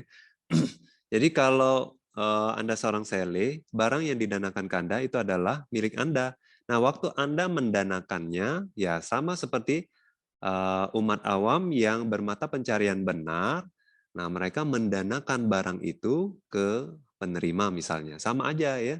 Jadi Anda melakukan dana juga, Anda bisa melakukan kama baik juga dengan berderma ya, dengan berdana. Kalau untuk umat awam misalnya ya, untuk umat awam dia mungkin tidak berpenghasilan, tapi itu mungkin warisan keluarga ya. Atau misalnya dia disupport sama keluarganya, misalnya sama paman, ya, sama bibi dan lain sebagainya. Nah, support ini kan diberikan ke Anda. Jadi ini milik Anda. Tentu Anda mungkin tidak bermata pencarian, tidak berpenghasilan, tapi dana yang diberikan ke Anda itu milik Anda. Nah, kalau Anda mau mendanakan sama aja ya dengan bermata pencarian benar, karena Anda mendapatkan barang ini tidak dengan cara yang salah. Itu maksudnya ya. Jadi kama ini pun juga kama berdana yang sah ya. Juga akibatnya juga sama seperti seorang umat awam yang berpenghasilan. Sadu, sadu, sadu. Baik, Bante, mungkin kesempatan kita berikan pada yang sudah raise hand. Ya, silakan. Ya, Suhu Yusuf, kami persilakan.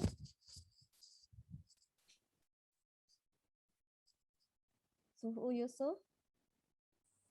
Ya. Wandami Bante, Sukihotu. mau laporan meditasi lagi. Yang kasina api, cahaya, angin, cahaya, dan ruang sudah selesai. Mohon bimbingan Bante untuk ke Arupa Jana. Anomodami Bante. Yang sudah selesai apa? Kasina api ya? Yang kemarin udah beres semua, tanah, air, terus api baru sampai jana 3, itu api udah beres, jana 3, 4, terus angin, sudah beres semua, cahaya dan ruang. Cahaya dan ruang ya. Nah, yang ruang coba kasih tahu Bante bagaimana latihnya. Awalnya saya fokus kepada lubang kunci. Terus terbentuklah Patibhaga Nimitanya bentuk lingkaran yang besar, lingkaran lubang. Yang makin lama lingkaran itu makin besar. Oke, jadi waktu Patibhaga Nimitanya, apakah masih ada bentuk ruangnya? Lingkaran bulat, lingkaran ruangnya. Terus disebar ya? Iya betul, dia makin lama makin besar. Diluasin. Terus betul. akhirnya cuma ruang saja ya? Iya. Sudah latih sampai jana berapa? Baru sampai jana 3. Jadi Jana 4 belum? Ya. Ya, lanjut sampai jana 4 ya. Pasti Bante. Oke. Terus mau latih apa? Mau latih arupa jana? Apa betul. mau langsung vipassana? Arupa jana Bante. Arupa jana. Oke. Jadi mau latih arupa jana ya. Pertama-tama masuk kasina tanah dulu ya. Jana kasina tanah ya, masuk sampai jana 4. Kemudian keluar dari jana 4, Pak Yusuf harus merenungkan ya bahwa orang-orang di dunia ini karena memiliki materi ya, karena materi itu orang banyak problem ya, saling berebut ya. Kemudian saling menyakiti, banyak penderitaan yang muncul karena materi. Jadi setelah melihat cacat dari materi dan berpikir bahwa kalau tidak ada materi, ya alangkah bagusnya. Nah, kalau tidak ada materi itu maksudnya apa? Ya, sekarang bergantung pada materi ini muncullah jana 1, jana 2, jana 3, jana 4. Ya. Nah, tapi jana ini bergantung sama materi. Ya, oleh sebab itu dia jadi bergantung ya. Terlalu bergantung gitu. Nah, kalau tidak bergantung sama materi akan lebih baik ya. Jadi waktu sudah merenungkan ya cacat dari materi dan juga untungnya ya terbebas dari materi. Nah, Pak Yusuf bisa ambil ya kasina tanah yang sudah menyebar ke seluruh arah ini, Terus jangan diperhatiin tanahnya sekarang, tapi ruang yang ditempati oleh kasina tanah ini, yang mana sudah disebar tidak terbatas, ya. Nah, karena ya kasina tanah itu sudah menyebar, ya tidak ada batas, ya tanpa batas. Oleh sebab itu, pada saat memperhatikan ruang yang ditempati oleh kasina yang tanpa batas ini juga adalah ruang tanpa batas. Jadi waktu itu renungkanlah sebagai ruang tanpa batas, ruang tanpa batas, ruang tanpa batas, begitu ya. Nah, nanti pelan-pelan kasina tanahnya akan hilang, yang ada tinggal ruang yang ditempati tadi kasina tanah. Nah, awalnya akan muncul witaka wicara, ya, seperti sebelum masuk jana 1, ya. Tapi nanti waktu sudah masuk jana, witaka wicara akan lenyap. Nah, nanti ada berapa jana faktor? Kasih tahu Bante. Itu di arupa jana 1, Bante. Iya, betul. Tadi Bante jelasin kasih tanahnya udah tidak ada, jadi tanahnya sudah tidak ada. Cuma hanya ada ruang tanpa batas. Jadi ruang Ya, jadi tanpa pertama, batasnya itu kosong. ya ruang. Iya, maksudnya jadi tanahnya kan tidak ada, kata Bante. Jadi ruang Ya, kosong. tadinya kan masuk sampai jana 4 ya. Iya, saya ngerti. Dengan objek apa? Kasina yang Kasina sudah tanah. tanpa batas. Iya, betul, Ya. tanpa batas. Nah, sekarang kita jangan perhatiin kasinanya, bukan perhatiin tanahnya, tapi Ruangan. ruang yang ditempati oleh tanah tersebut. Betul. Nanti jadinya ya ruang. Kosong, jadi ruang kosong. Nggak Ya, ada ruang tanah. kosong. Tidak ada Tidak ada tanah. tanahnya. Tanahnya hilang. Iya. Oh gitu. Tapi ruang kosongnya itu jadi itu putih. Ruang kosong putih atau Enggak gimana? putih. Bukan putih. Mirip seperti kasina ruang. Oh, gitu. Ya, jadi ruang tanpa batas. Oh.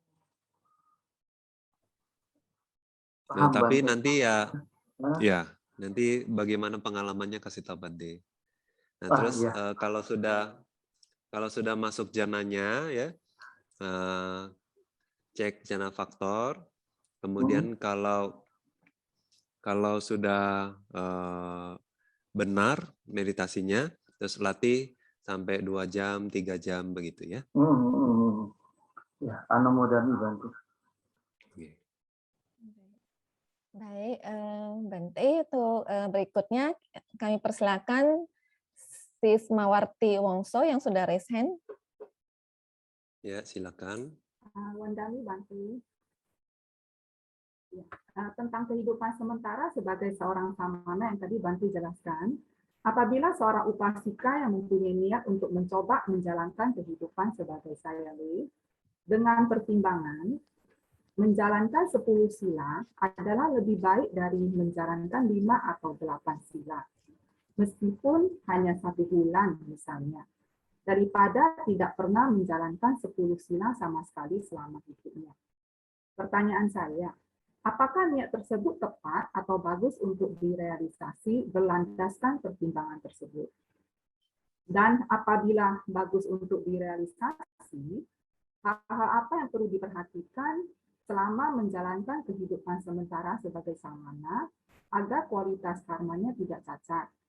Dan apakah ada syarat-syarat khusus untuk menjalankan kehidupan sementara sebagai samana?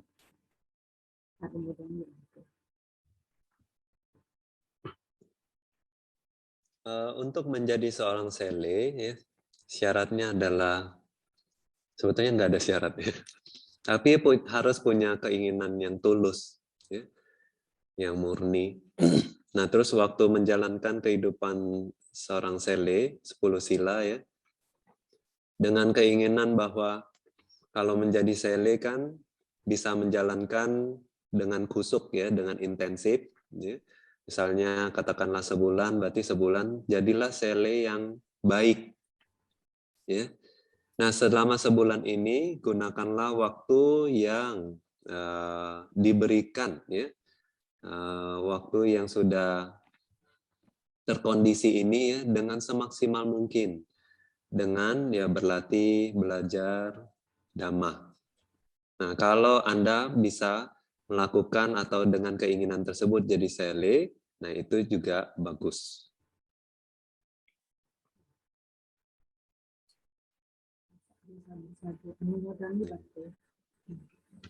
Sadu, sadu, sadu. Baik, berikutnya kesempatan untuk penanya melalui chat ya Bante. Udah banyak nih pertanyaannya. Baik, pertanyaan pertama dari Mulyati Gunawan. Pertanyaannya adalah, pengetahuan ajaran Sang Buddha yang sudah kita pahami, apakah akan menjadi nol lagi pada kelahiran berikutnya karena belum mencapai Sotapati, Magga, dan Phala pada kehidupan saat ini? Ada lagi pertanyaan keduanya, Bante. Bentar. Pertanyaan keduanya, Bante, seandainya bisa terlahir menjadi manusia lagi, bukankah tidak bisa mengingat pengetahuan yang diperoleh sebelumnya? Apakah ada cara untuk bisa bertemu kembali ajaran Sang Buddha dan melanjutkan usaha kita yang belum selesai? Ya, jadi sebetulnya ilmu kita ya, kalau cuma teori aja, itu akan hilang. Ya. Kecuali kita jadi dewa gitu ya, mungkin masih ingat lagi. Tapi kalau kita jadi manusia lagi ya, karena kita kan akan di dalam rahim ya, untuk waktu yang lama, kita tidur-tiduran. Jadi kebanyakan kita tuh lupa apa yang sudah kita pelajari ya. Siapa kita dulu ya, karena kita lama tidur 9 bulan ya, 7 bulan, 9 bulan. Nah, jadi kalau pengalaman teori itu nggak bisa kita bawa. Tapi waktu kita mempelajari teori tersebut ya, banyak kualitas kan kita kembangkan. Misalnya ketekunan, disiplin ya, niat yang besar untuk belajar ya, investigasi dan lain sebagainya. Nah, kualitas-kualitas batin ini bisa jadi kebiasaan yang baik untuk di dalam samsara. Nah, jadi setelah kita meninggal dari kehidupan ini, kita itu nggak jadi nol, tidak mulai dari nol ya. Kualitas batin yang sudah dikembangkan itu akan berlanjut, kecuali Anda waktu mengembangkannya itu banyak kemelekatan yang lain ya. Kekotoran-kekotoran batin banyak muncul, jadi waktu itu bisa jadi inferior ya. Kualitas-kualitas batin Anda juga bisa lenyap. Jadi intinya, kalau kita punya kemelekatan ya, atau niat yang besar ya, keinginan yang besar, biasanya kita nggak akan mulai dari nol. Nah, jadi keinginan yang besar itu apa? Misalnya kita juga mau berlatih Dhamma, tapi juga mau menikmati kesenangan indera. Ya. Jadi apalagi kalau waktu yang diberikan untuk menikmati kesenangan inderanya lebih banyak daripada waktu kita berlatih. Dan juga kayaknya kita lebih tekun gitu waktu menikmati kesenangan indera daripada waktu kita berlatih.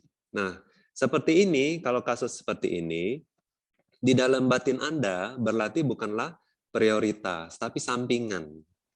Nah, oleh sebab itu pada saat dia ikut ke kehidupan yang berikutnya juga ya, dia jadi sampingan juga ya, jadi bukan prioritas. Nah, oleh sebab itu kalau bagi mereka yang memang prioritasnya adalah mengembangkan kualitas-kualitas batin ini akan ikut ya, tidak mulai dari nol. Ya, seperti benih carana contohnya ya, sila. Nah, Anda bisa tanya kepada diri Anda sendiri yang sekarang ya. Anda mudah nggak menjalankan 5 sila? Kalau untuk Anda mudah, kemungkinan di kehidupan lampau, Anda sudah sering menjalankan 5 sila. Ya. Nah, Anda jalankan 8 sila. Mudah nggak? Atau banyak komplain? Ya. Atau banyak halangan? Banyak halangan misalnya dari dalam, bisa juga dari luar, ya, kondisi-kondisinya susah bagi Anda untuk menjalankan 8 sila. Nah, artinya dulu Anda mungkin masih belum kuat menjalankan 8 silanya. Kalau mudah bagi Anda, dulu sering menjalankan 8 sila dan juga memotivasi orang menjalankan 8 sila. Nah, misalnya berdana. Di kehidupan ini Anda berdana, mudah nggak? Kalau Anda mudah mendapatkan barang yang akan didanakan juga mudah, menemukan orang yang untuk menerima dana juga mudah, dan Anda sangat dermawan, mudah berbagi, mudah menolong. Nah, itu biasanya di kehidupan lampau Anda juga sudah sering berdana. Nah, begitu juga dengan meditasi. Anda mudah nggak meditasi di kehidupan ini? Nah, kalau susah, mungkin di kehidupan sebelumnya masih kurang. Ya. Nah, kalau cepat, ya, nah di kehidupan sebelumnya Anda sudah sering meditasi. Jadi kita mulai dari nol nggak? Nggak, kita nggak mulai dari nol. Ya. Jadi ada orang di dunia ini tekun, ada orang di dunia ini berprinsip, mempunyai integritas, ya. Nah itu orang-orang yang mungkin juga ya ada terkondisi oleh latar belakang kehidupannya yang sekarang, ya dididik seperti itu, memang terbiasa seperti itu. Tapi kalau benihnya di kehidupan sebelumnya kurang, biasanya mau kita didik seperti apapun seorang anak ya, dia tetap akan sulit. Ya. Nah, jadi kenyataannya bahwa Anda misalnya dari latar belakang keluarga yang baik, didikannya baik, ya, pendidikannya baik, nah itu juga karena di kehidupan sebelumnya Anda sudah mengumpulkan banyak modal. Jadi kita tidak mulai dari nol. Jadi di kehidupan berikutnya kita bisa tetap melanjutkan kalau ya Banti ingetin lagi, kalau itu menjadi prioritas Anda, maka kemanapun Anda pergi, Anda akan ingat dan itu akan menjadi tujuan hidup Anda. Sadu, Bante.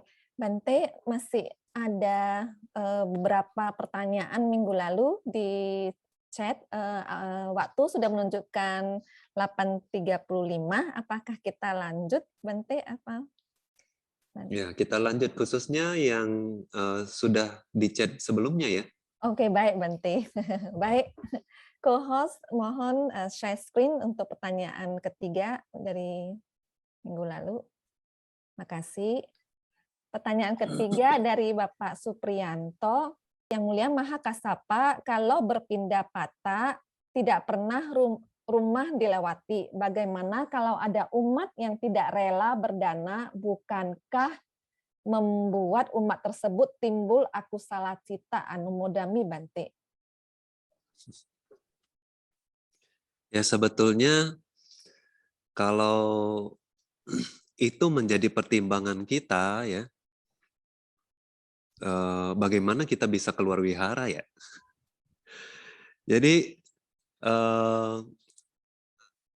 bagaimana orang menganggap kita atau manasikaranya ya, bahwa bagaimana orang berpandangan terhadap kita itu di luar kita. Tapi niat kita sudah bagus ya, misalnya kayak Bante Mahakasapa. Niatnya adalah pertama itu latihan dhutangga ya, yang memang ditekatin untuk dilakukan sepanjang hidupnya. Waktu Buddha bilang bahwa Mahakasapa, kamu sudah tua, beberapa latihan dhutangga itu kamu bisa lepas ya. Jadi Bante Mahakasapa bilang apa?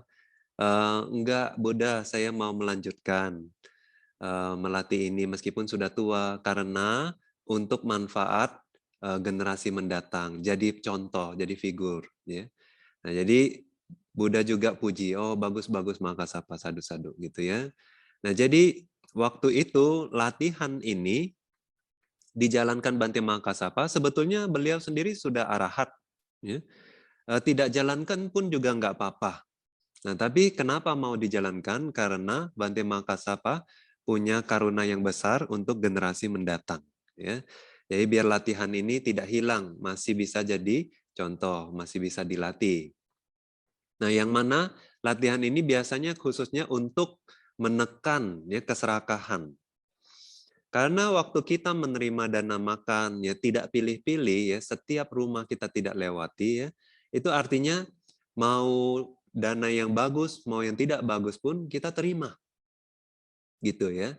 Nah, biku juga nggak bisa buang-buang makanan kan ya. Jadi apa yang dapat di patanya, ya itu yang dimakan.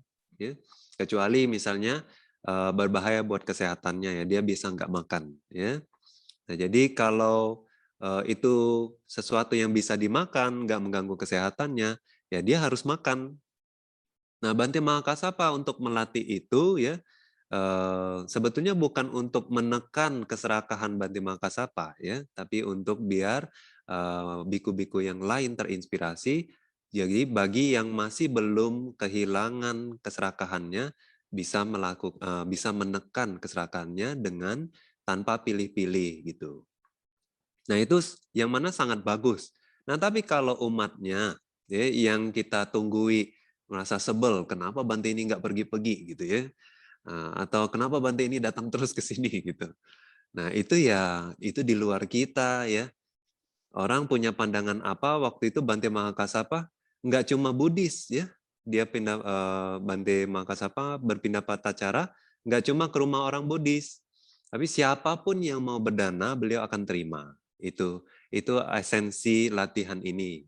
Ya, jadi persepsi orang terhadap kita ya bahkan Buddha pun masih dikritik orang ya.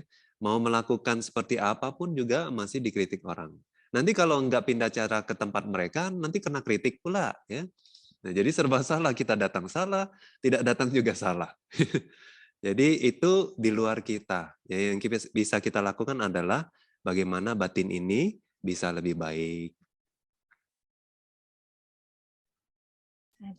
Sadu, Anumodami Bante. Baik, co-host tolong share pertanyaan keempat. Baik, Bante, ini pertanyaan keempat ada dari dua penanya, tapi ininya pertanyaannya sama. Pandami Bante, apakah satu asankheya kappa yang 20 kali naik turun usia manusia sama dengan asankheya kappa yang dipenuhi parami oleh sama Sambuddha, yang 4 asankheya, dan yang 100.000 kappa. Lalu kenapa 100.000 kappa digambarkan semacam lebih pendek waktunya dibandingkan asankheya kappa?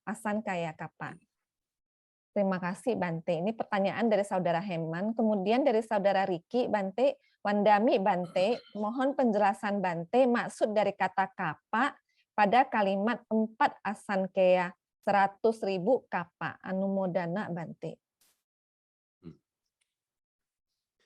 Jadi kappa ya, Bante di pertemuan sebelumnya sudah jelasin ada berbagai jenis istilah kappa ya, yang mana beda-beda, ada antara kappa, ada asankheya kappa, maha kappa ya. Nah, tapi untuk asankheya kappa ya, nah itu ada 2 jenis ya. Yang pertama asankheya kappa disebut sebagai misalnya nih ya, usia manusia. Batas usia manusia itu kalau zaman sekarang misalnya 75 ya, kalau di zaman Buddha kan 100 ya. Nah, itu kalau satu hari nanti ya usia manusia itu bisa jadi 10 ya. Jadi sebelum umur 10 atau rata-rata orang umur 10 meninggal. Nah, dari batas usia 10 sampai tidak terbatas, kemudian turun lagi nih menjadi 10 ya karena penurunan moralitas. Nah, satu fase naik turun seperti ini disebut sebagai satu antara kappa ya. Nah, 20 kali fase seperti ini disebut sebagai satu asankheya kappa. Ya, satu asankheya kappa. Nah, 4 asankheya kappa, berarti 80 kali fase naik turun seperti ini disebut satu maha kappa. Nah, untuk jadi perbandingannya ya. Jadi alam semesta ini disebut ada 4 fase. Nah, fasenya itu apa? Pertama, fase pembentukan. Nah, setelah semuanya terbentuk, nanti fase diam setelah terbentuk. Ya. Kemudian ada fase pengerusakan atau kelapukan. Ya, nanti mulai lapuk tuh ya alam semesta ini. Kemudian setelah hilang sama sekali, itu satu fase. Nah, 4 fase ini sama panjangnya, ya, sama lamanya. Satu fase itu adalah asangkhya kappa. Jadi 4 fase ini 4 asangkhya kappa, yang mana menjadi satu mahakappa. Ya. Nah, ini adalah asangkhya yang tadi Bante sebutkan ya. Berarti di dalam satu fase ini ada 20 fase naik turunnya usia manusia. Nah, oke. Kita udah ngerti ya. Jadi bumi ini dari 4 fase itu ya, satu proses dari terbentuk, diam, kemudian lapuk, sampai tidak ada dalam fase tidak ada itu ya. Nah, semuanya ini berlangsung dalam waktu satu mahakappa. Nah, sekarang untuk yang bodhisatta ya, 4 asangkhya dan 100.000 kappa. Nah, kappa itu sendiri ya, Buddha kasih perumpamaan. Misalnya ada satu bak, ya. Satu bak besarnya 1 yojana, tebalnya 1 yojana, lebarnya juga 1 yojana. Jadi tinggi 1 yojana, panjang 1 yojana, lebar 1 yojana. Ya, jadi satu bak besar ya. 1 yojana itu berapa besar? Nah, ukuran yang paling kecil ya, ada beberapa ukuran 1 yojana ya. Ada yang bilang dia 12 kilo ya, ada yang bilang 10, ada yang bilang 8. Oke, kita ambil 10 lah ya, 10 kilometer. Jadi bayangin ada satu bak, panjangnya 10 kilometer, lebar 10 kilometer, itu mungkin satu kota ya, 10 kilometer. Jadi tingginya juga 10 kilometer. Nah, setiap 100 tahun kita masukin biji sesawi. Nah, biji sesawi itu ukurannya setengah dari biji wijen. Nah, kita selama 100 tahun masukin 1 biji sesawi. Nah, nanti penuh ya. Nah, itu katanya sampai penuh itu lama waktu itu, jangka waktu itu disebut sebagai 1 kappa. Nah, ini 1 kappa yang bodhisatta kumpulin parami ya.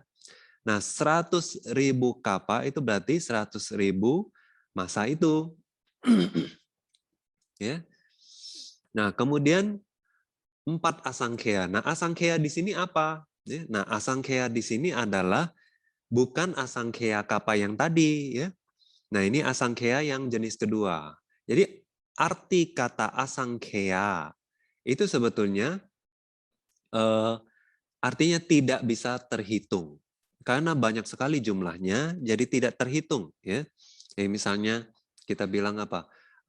Berapa orang lagi demo? Kita bilang, oh banyak. Nah, itu artinya ya, kadang kita bisa bilang itu 1 asangkhya gitu. Jadi banyak gitu ya. Nah, jadi jumlah yang begitu banyak disebut sebagai 1 asangkhya. Nah, ada beberapa sayadaw ya yang hitung ya. Berapa banyak sih 1 asangkhya ini ya? Katanya itu 10 pangkat 140. Nah, karena bingung kalau udah 10 pangkat 140 ini ngomongnya apa ya? Miliar juga bukan, triliun juga bukan lagi ya. Nah, karena susah dihitung dengan bahasa istilah yang ada ya. Jadi dibilang asangkhya gitu ya. Nah, jadi 4 kali masa yang begitu panjang ya, kappa yang tadi ya, yang 100.000 kappa itu kan ya. Nah, kappa yang itu tidak terhitung banyaknya, 4 kali pula. Ya, nah itu disebut sebagai 4 asangkhya 100.000 kappa. Namo Dami Bante, sadu. Baik, co-host mohon share pertanyaan berikutnya. Terima kasih Namo Dami. Pertanyaan ke-6 Bante dari Nia Irawati. Wandami Bante, di sila kelima menyebutkan tidak minum minuman yang melemahkan kesadaran. Mohon penjelasan Bante, kalau makanan seperti tape brem, ataupun es krim, ataupun cake Black Forest yang ada sedikit ram atau mengandung sedikit alkohol, apakah itu termasuk melanggar sila atau tidak? Anumodami Bante. Ya, berarti asumsi Anda menanyakan untuk umat awam ya. Nah, jadi kalau umat awam, untuk peraturan ke sila yang kelima ini ya, agak berbeda sama dalam Winaya untuk biku ya. Jadi kalau umat awam tidak tahu di dalamnya ada alkohol ya, nah dia tidak melanggar sila. Ya. Nah kalau biku tahu tidak tahu kalau ada alkohol melanggar sila. Ya beda ya. Jadi kalau umat awam nggak langgar ya, sila kelimanya nggak rusak ya. Nah terus kalau tahu tapi makan, nah itu baru pelanggaran. Ya. Nah tapi kalau makan sebagai obat, ya misalnya di obat batuk ya, katanya sih obat batuk itu ada alkoholnya ya.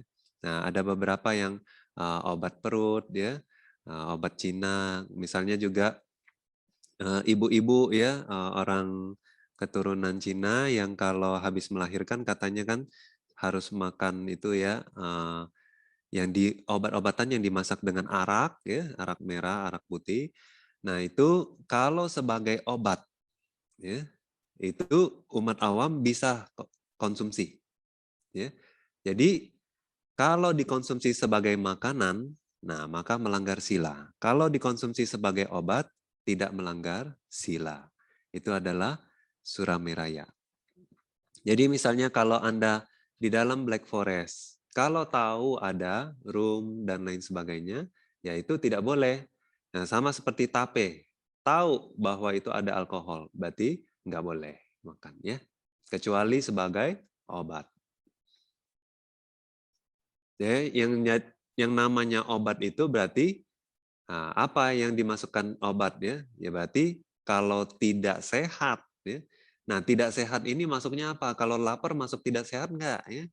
Nah, jadi tidak sehat ini dijelaskan bahwa kalau tanpa itu ya enggak nyaman.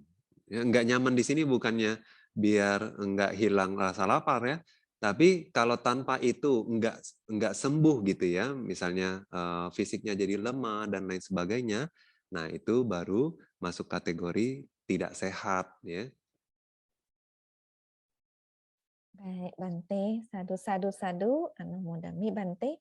Baik, berikutnya co-host mohon di-share untuk pertanyaan ke-7. Mudami, ya pertanyaan dari Brada Hasan Bante, dari Ko Hasan, Wandami Bante, apa beda dan hubungan antara kilesa dengan 10 belenggu? Anumodana Bante. Iya, kilesa adalah kotoran batin. Belenggu juga sebetulnya isinya kotoran batin. Nah, cuma hanya dibedakan dengan istilah yang berbeda di dalam Abhidhamma. Karena apa? Bergantung pada manifestasinya. Jadi, kenapa disebut kotoran batin? Karena waktu dia muncul, itu batinnya jadi kotor, nggak bersih. Ya. Nah, kemudian kenapa disebut sebagai belenggu? Karena waktu muncul manifestasinya itu seperti mengikat, ya, mengikat makhluk itu tidak terbebas dari samsara. Jadi seperti belenggu, ya. Nah, jadi kalau dari segi Abhidhamma banyak yang mirip, ada sedikit yang berbeda. Nah, karena belenggu, ya, sesuai sutta ada 10, sesuai Abhidhamma juga ada 10, kilesa juga ada 10. Nah, ya. Nah, 10 itu apa? Kalau kilesa ya, 10 kilesa. Lobha, dosa, moha. Lobha adalah keserakahan, dosa kebencian, moha adalah kebodohan batin, mana adalah membanding-bandingkan ya, atau banyak diterjemahkan sebagai sombong. Kemudian dithi ya, pandangan salah. Kemudian wicikica, ya, wicikica itu adalah keraguan-raguan. Kemudian tinang, ya, kemalasan. Udhaca, kegelisahan. Ini apa tadi? Kilesa ya? Oke, kilesa. Kemudian ahirika artinya tidak malu berbuat jahat. Ya. Kemudian anotapa tidak takut berbuat jahat. Jadi Bante ulang ya. Lobha, dosa, moha, mana, diti, wicikica, pinang, udhaca, ahirika, anotapa. Nah ini adalah 10 kilesa. Nah kalau ya secara sutta disebut belenggu, ada 10 belenggu. Ya. Nah itu yang kebanyakan kita tahu. Pertama yang disingkirkan oleh seorang sotapanna, ya, yaitu adalah wicikica, ya, keraguan-raguan. Kemudian silabata paramasa, ya adalah pandangan maksudnya keyakinan ya bahwa latihan atau ritual yang bukan Arya Maga, ya, yang bukan jalan mulia berunsur 8 itu bisa dilatih untuk bisa mencapai nibbana. Nah, itu pandangan salah seperti itu disingkirkan oleh Sotapanna, ya. Yang ketiga, sakaya ditti, pandangan salah akan aku, ya. Kemudian yang disingkirkan oleh anagami itu adalah patiga, ya, kebencian. Kemudian kamaraga, kamaraga, ya. Kamaraga adalah nafsu akan nafsu indera, ya, objek indera, ya, 5 objek indera. Nah, ini disingkirkan oleh anagami. Yang keenam adalah mana, disingkirkan oleh arahat, ya, membanding-bandingkan. Kemudian udhaca, kegelisahan. Kemudian awija, ya, disingkirkan oleh arahat, ya, ketidaktahuan. Kemudian rupa raga, ya, yaitu adalah keinginan untuk terlahir sebagai Brahma yang memiliki materi, atau arupa raga, keinginan untuk atau keserakahan akan kelahiran sebagai Brahma tanpa materi, arupa Brahma.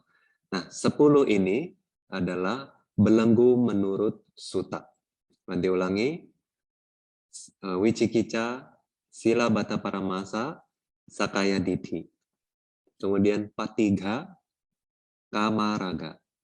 Kemudian rupa raga, arupa raga, mana, udhaca, awija. Nah, ini adalah belenggu dari sisi sutta. Kalau dari sisi abhidhamma, ya, ada sedikit beda. 10 itu adalah kamaraga, ya, sama keinginan akan objek indera. Nah, rupa raga dan arupa raga dijadikan satu, disebut sebagai bhava raga. Ya. Bhava raga artinya adalah kemelekatan atau keinginan akan kehidupan. Ya. Nah, apakah sebagai Brahma, materi, atau arupa Brahma. Ya. Nah, yang ketiga, silabata paramasa, sama, ya. Sakaya ditti, sama, ya. Kemudian wicikica, sama. Apalagi patiga juga sama, ya. Kemudian mana sama, awija sama. Bedanya apa? Ada isa dan macarya. Ya. Isa adalah iri hati, macarya adalah tidak ingin berbagi. Ya. Nah, jadi 10 ini adalah belenggu dari sisi abhidhamma. Nah, tapi kalau kita lihat sebetulnya ya semuanya adalah kotoran batin. Ya. Jadi ada berbeda karena manifestasinya pada saat muncul di dalam batin, ya, makanya dibeda-bedakan namanya sebagai belenggu, sebagai kotoran batin. Tapi secara umum, ya, kalau kita lihat kesamaannya, semuanya adalah fenomena-fenomena batin, ya, cetasika-cetasika yang bersifat akusala yang pada saat muncul pasti mengotori batin. Ya, makanya semuanya adalah kotoran-kotoran batin. Sadu, terima kasih Bante. Baik, pertanyaan berikutnya, pertanyaan ke-7. Ini juga dari minggu lalu, ya. Ini pertanyaan malam ini Bante dari saudara Herman Wandami Bante. Dikarenakan apa yang dana wihara atau kuti jadi semacam cacat winaya selain dikarenakan pembangunan kuti atau wihara tersebut ada diikutkan dana pribadi dari biku? Apakah ada berdampak buat umat yang ikut berdana, samana yang berlatih yang tinggal di tempat itu? Bagaimana dinetralisir atau solusinya kalau hal itu terjadi? Anumodami Bante. Ini jangan di itu ya, jangan dihilangkan. Nanti mau baca. Dikarenakan apa dana wihara atau kuti semacam cacat winaya selain dikarenakan pembangunan kuti diikutkan dana pribadi dari biku. Oke, jadi sebetulnya ya tidak selalu kalau diikutkan dana pribadi dari biku pembangunan kuti atau wihara itu jadi cacat. Ya. Kalau dengan cara yang sesuai winaya ya, jadi pendapatan ya, dananya itu sesuai winaya ya, maka pembangunan kuti enggak cacat ya. Tapi ada konsekuensinya ya. Karena di mana sangga bisa percaya enggak sama sila biku ini ya. Nah, karena yang namanya sila itu sebetulnya juga kecuali Anda adalah seorang yang sangat strict ya, semenjak jadi biku Anda strict, paham winaya, jalanin winaya, mengajar winaya dan lain sebagainya ya. Jadi orang percaya akan moralitas Anda. Nah, kalau Anda adalah biku yang seperti ini, terus pendapatan Anda itu sesuai winaya, waktu Anda berdana, orang lain pun tidak akan meragukan dana hasil pendapatan tersebut. Nah, tapi ada kalanya di mana Anda tidak strict, lalu sangga ya di masa mendatang atau samana-samana lain berpikiran bahwa Anda tidak strict ya. Nah, itu mereka bisa meragukan ya kemurnian wihara tersebut. Nah, itu ada satu pertimbangannya ya. Nah, tapi bukan berarti dana pribadi itu selalu membuat cacat wihara ya. Jadi kalau sesuai winaya sebetulnya tidak cacat. Nah, kemudian apakah ada berdampak buat umat yang ikut berdana, samana yang berlatih yang tinggal di tempat itu? Bagaimana dinetralisir kalau hal itu terjadi? Oke, dampak untuk umat yang ikut berdana. Ya. Umat tidak tahu menahu, ya. Niatnya juga tulus. Untuk umat tidak ada dampaknya.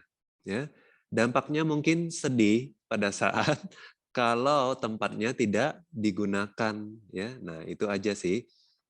Tapi kalau secara kama, waktu berdana, ya, kama itu sudah tertanam dengan baik. Ya. Kemudian, samana yang berlatih di tempat itu, ya, apa dampaknya? Oke, untuk samana, untuk sele mungkin tidak berdampak. Untuk samanera juga tidak begitu beresiko. Kalau untuk biku, ya, itu beresiko. Jadi misalnya, wihara itu dibangun dengan cacat winaya. Ya. Nah, cacat winaya ini misalnya ada keterlibatan uang, biku ini ya, memegang uang, terus dia ikut berdana, atau ya pada saat dia di dalam ceramahnya atau dia menghimbau, ya mengajak umat-umat yang belum pawarana ke dia, ya yang belum mengundang dia, itu dia ajak untuk membangun wihara, ya misalnya apa? Oh, kalian tahu kan di situ lagi ada pembangunan, kalian ikutlah berdana gitu ya. Nah itu dia minta orang ikut berdana, tapi orang tidak semuanya sudah pawarana ke dia, ya umat tidak semua umat sudah mengundang dia untuk menyatakan kebutuhannya ya. Jadi waktu itu ya ini disebut sebagai mata pencarian salah. Jadi wihara itu juga jadinya tidak murni. Nah, atau ya zaman sekarang umat kan melakukan penggalangan dana biasanya lewat apa? Facebook ya, grup-grup WA dan lain sebagainya. Hati-hati kalau ada biku di dalam ya yang ikut nge-like ya atau komen ya bahwa ya ikut dana dan sebagainya, kalau dia ikut sebar-sebarin ke orang yang belum memberikan pawarana ya, nah itu bisa berabe ya, bisa bahaya. Nah terus kalau wiharanya sudah seperti ini ya, nah lalu biku yang nanti akan berlatih di sana ya, tahu enggak tahu, setiap kali memijakkan kaki atau berteduh di bawahnya akan mendapatkan pelanggaran. Setiap hari banyak pelanggaran. Nah, memang pelanggarannya kecil. Dan juga pelanggaran ini kalau tidak diketahui oleh si biku itu sendiri ya, tidak menghalangi pencapaiannya. Jadi kalau dia berusaha meditasi di sana ya, kalau dia tidak tahu menahu soal ini ya, dia bisa mencapai jana magaphala. Tapi kalau dia tahu dan dengan sengaja tinggal di situ ya, ini bisa menjadi penghalang untuk mencapai jana magaphala. Itu ya. Nah, tapi kalau untuk Sally kan nggak ada seperti itu ya, jadi nggak apa-apa. Sally bisa mencapai jana magaphala. Bagaimana dinetralisir atau solusinya kalau hal itu terjadi? Nah, ini juga ya tergantung seberapa ruwet prosesnya. Jadi misalnya kalau biku itu dia menerima uang, ya, kemudian dari uangnya itu dia beli semen, ya. Nah terus semen ini didanain ke wihara. Nah semen ini sekarang udah jadi tembok, ya. Nah kalau kita tahu temboknya yang mana, tembok itu bisa kita ganti, ya. Nah tapi sekarang kalau kita nggak tahu temboknya di mana, ya, pasir yang dia dana itu ada di mana kita nggak tahu ya. Nah itu yang problem ya. Jadi solusinya gimana ya? Solusinya tergantung juga ya, tergantung bagaimana wihara ini didanakan ya. Kalau wihara ini adalah milik umat awam ya, milik umat awam. Nah, umat awam bisa mengganti, ya bisa mengganti. Nah kalau tapi misalnya wihara ini sudah didanakan ke seorang biku, ya ke seorang biku. Nah biku ini juga bisa menetralisirnya dengan apa? Relinquish, ya dengan melepaskan kepemilikan. Ya, jadi kasihkan aja ke umat awam gitu ya. Karena apa? Wiharanya tidak murni, bisa juga ya. Nah nanti oleh umat awam, wihara ini bisa dikelola loh. Jadi untuk kebutuhan hanya umat awam saja, sele saja ya. Nah, terus kalau misalnya wihara ini milik sangga. Nah, ini yang baru problem ya. Jadi kalau sudah milik sangga ya, kecuali ya umat ya bisa galang dana lagi terus membangun wihara yang nilainya sebanding dengan wihara tersebut ya. Nah, bisa tukar guling istilahnya ya. Jadi pindah yang baru yang murni itu jadi barang sanggika ya, jadi barang sangga. Yang ini diambil loh sama umat awam terus nanti mereka bisa kelola dengan cara yang pantas.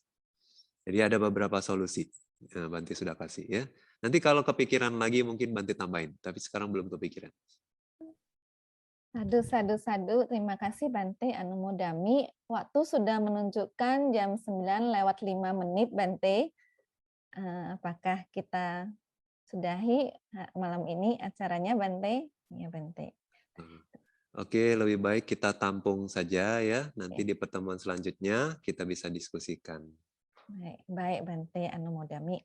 Terima kasih kalian Namita yang sudah berpartisipasi di sesi tanya jawab. Jika masih ada pertanyaan yang belum dibahas, untuk pertanyaan yang sudah masuk akan kita bahas pada kelas berikutnya. Kalian Namita, mari kita semua bersikap anjali. Dengan segala kerendahan hati, mari kita memohon maaf kepada Bante Nanukamsa atas kesalahan yang kita lakukan, baik melalui pikiran, ucapan, dan perbuatan sebelum dan selama kelas Abhidhamma berlangsung. Okasa Wandami Bante. Suki hotu Nibbana Sapacaya hotu. Maya katang punyang samina anumodita abang. Sadhu sadhu anumodami. Samina katang punya mahyang databang. Sadhu anumodita bang. Sadu sadu anumodami okasa dwaratayena katang sabang acayang kamatha me bante. Kamami kamita bang. Sadu okasa kamami bante. Suki hotu Nibbana Sapacaya hotu. Baik. Selanjutnya mari kita melakukan pelimpahan jasa yang kita lakukan dengan pelimpahan jasa yang akan dibimbing oleh Bante Nanukamsa. Mari kita semua bersikap anjali. Bante. Ya, marilah sekarang kita melimpahkan jasa kebajikan dari menjalankan moralitas, bermeditasi, berdiskusi dhamma, berdana, mendengarkan dhamma. Semoga jasa kebajikan ini melimpah kepada sanak keluarga dan teman-teman yang sudah meninggal, semoga mereka bisa ikut berbahagia.